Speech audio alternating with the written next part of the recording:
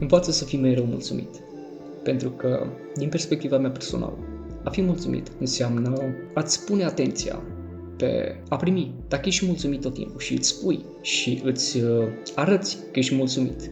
De exemplu, sunt mulțumit pentru trupul meu, sunt mulțumit pentru viața care o am, sunt mulțumit pentru anumite lucruri din viața ta. Îți mută atenția de pe lucrurile care nu ești mulțumit sau de pe ceea ce vrei. Pentru că ceea ce vrei de multe ori îți indică faptul că nu ai.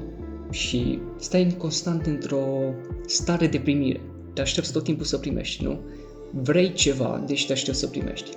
Dar când schimbi puțin perspectiva și cauți lucruri de care ești mulțumit, arăți minții tale că de fapt tu primești, ești abundent, tu în continuu primești. Ești mulțumit pentru că ai ceva, deci ai primit ceva și lucrurile se creează din abundență.